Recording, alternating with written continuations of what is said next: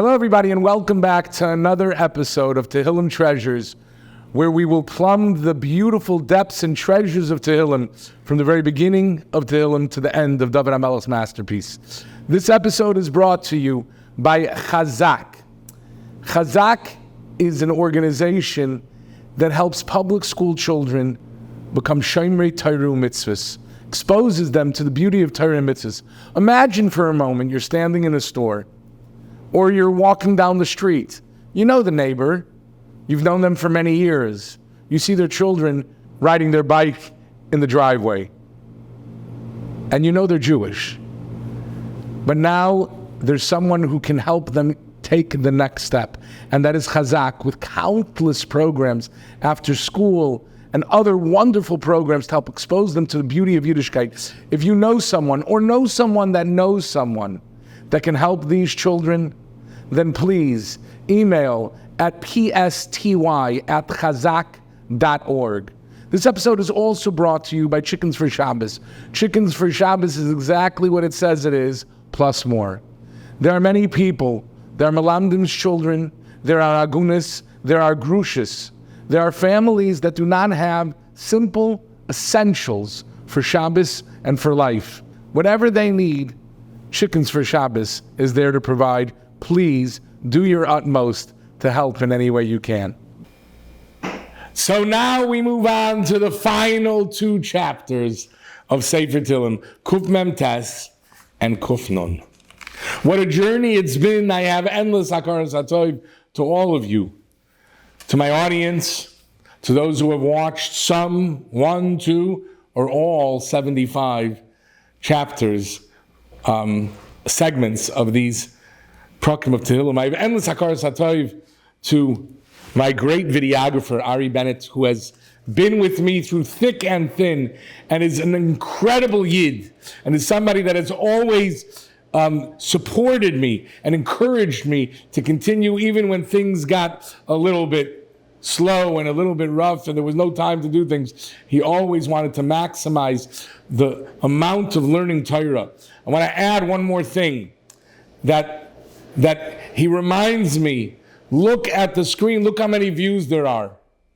And he says, every word of Torah is precious. How could you not continue to do things and to teach people when people are willing and anxious and ready to learn? So I give Ari and his beautiful mishpacha tremendous hakaras hatov. I give them a bracha. They should be zoiche yimale Hashem yishal libchem l'toiva.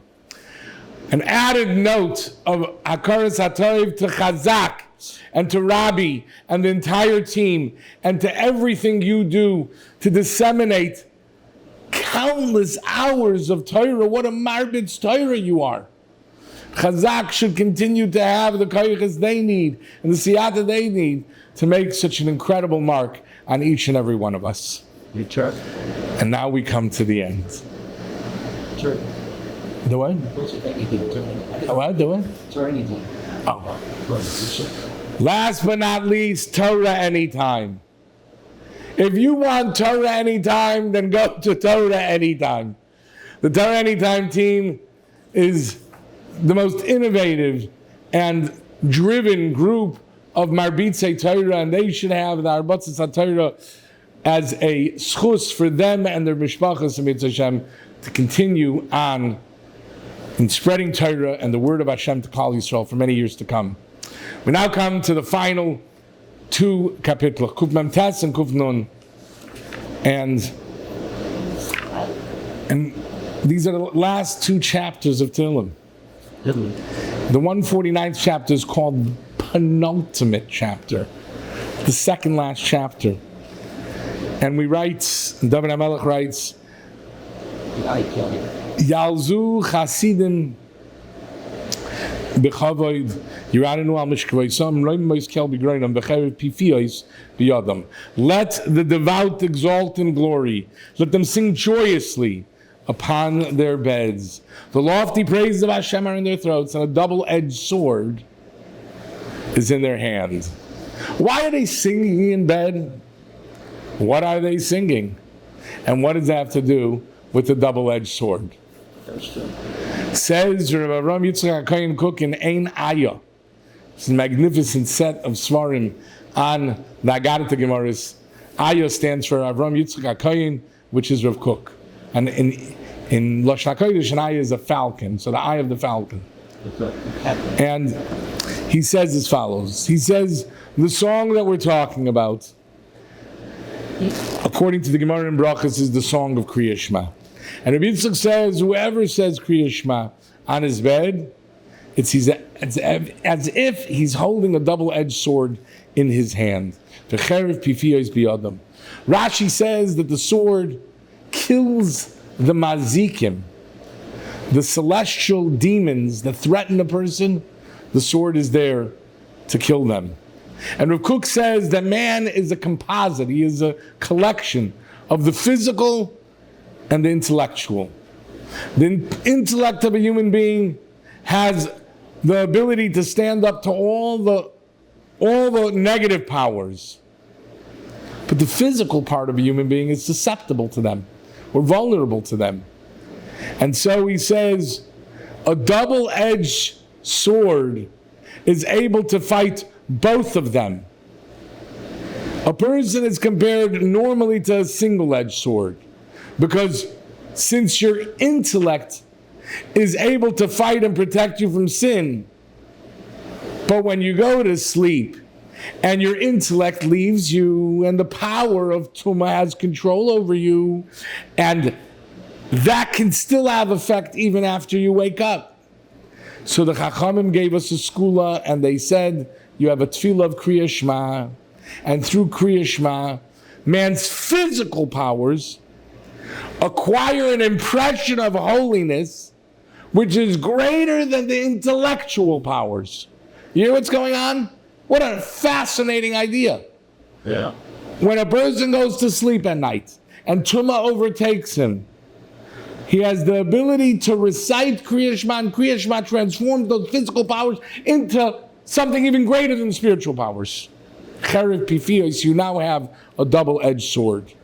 What a magnificent shot. The Kalaver Rebbe looked out his window in the ghetto, and he thought, "Was wird sein mit der jüdische Volk?" What's going to be with the Jewish nation? Rabbeinu Shalom, was wird sein mit deine Kinder? What's going to be with your children? He knew that hundreds of people, if not thousands, were dying of hunger and disease in the ghetto. They were being rounded up and transported to the camps, and they would die. And he noticed that every day a small boy was running along the train tracks outside of the ghetto, and he was screaming. And the child was repeating words over and over. And after he did this, the boy would go home. And one day the Rebbe approached the child. This is so magnificent. And he asked him, "What are you doing?" He said, "A few days ago, my mother was taken away from me. She was grabbed by soldiers. She was thrown onto a train, and I tried to come close to her, but they didn't allow me. And she screamed at me to go away. They threw me to the floor, and as I tried to get back up, the train pulled away. But as I stood there crying, my mother called out and said, 'Never forget, my Yingala. Shema Yisrael, Hashem Elokeinu, Hashem Echad.'" And the boy looked up and he said, "Rebbe, I'm worried I'm going to forget those words. And so every day I run up and down the train tracks and I cry Shema Yisrael over and over. And this way, I won't ever forget." V'cherev pifiyos biyado. Shema Yisrael. And now we come to the final chapter. Chapter Kuf Nun. And as I say over what I'm going to say, I have tears in my eyes, because you need siyata d'shmaya to accomplish a journey such as this. It takes literally hundreds, if not thousands, of hours. Hallelujah, hallelujah, b'kadshay. The Yalkut Shimoni says, Pasuk ends, Kol haneshama t'halluka hallelujah. Every soul praises Hashem hallelujah. Neshama is the same letters as neshima. With every breath, we thank Hashem. And we have to know that with every breath, we thank Hashem. We thank Hashem with every ounce of our being. We thank Him b'seik ha-shofar, b'nevel v'chinor, b'soifu v'machal, b'minim v'ugav, b'tziltzlei shama, b'tziltzlei surah, with every single sound that we can emit from our body, every ounce of breath that we can breathe, we're doing so for you, Hashem. And the Tfilat Tzaddik, the Eilik Blushever Rebbe, told over a message to his grandson before his chuppah. He said, once upon a time, there was a beloved and well-respected king, and the subjects of the kingdom felt safe and secure. One fellow loved the king more than anybody. And he approached the gates and he said, are there any jobs available? I want to serve the king. And at first the guards refused, and they told him all the jobs were taken, but he came back day after day after day. And finally they told him, okay, you can go to the coal room. You can shovel the coals. In order to keep the temperature in the palace at the proper level, he had to know how much coal is needed, where to place the coal, how strong the fire will burn. But he loved the king, and the man figured out how to make the temperature just perfect. After a number of days, the king noticed that the climate was pleasant, and he says, who's responsible for this? They told him there's a new guy working there. And the king said, I want to meet him. He loves the king so much, I want to meet him. When he entered, the servant almost fainted. So much devotion, so much commitment. And he said, can I give you anything? And the servant says, Your Royal Highness, I would ask for the privilege and the opportunity to be able to look at you. If there's a small hole that could be made in the wall of the coal room, I would like to be able to peek out and to see Your Majesty once a day. If that could be made to happen, I would be overjoyed. The king smiled, the request was fulfilled, and the years passed, and this is what he did every day. He would look at the king. But one day,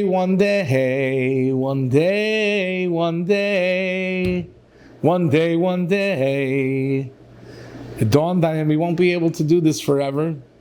He needed to find a replacement. But who?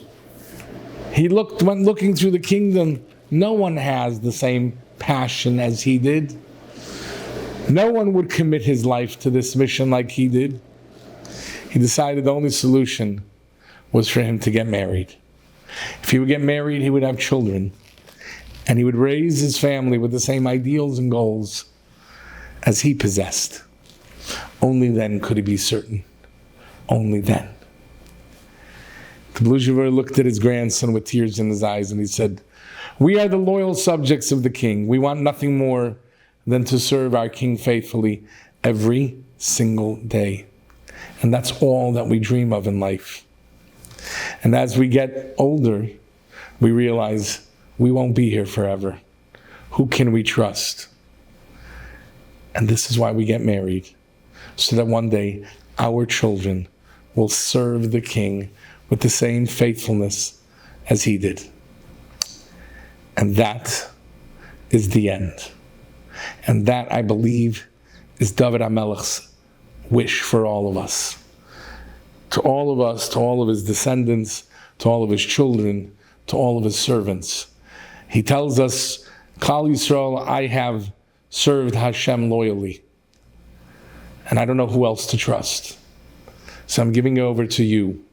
And as I give it over to you, I have faith that Kol HaNeshama Ta'ul Kalaluka, you will continue to breathe life into your Yiddishkeit, into your lives, a life of Kiddush Shem Shemayim, where every breath you take will be one that is devoted to Hashem. We look forward to seeing you around. Until next time, sei gesund.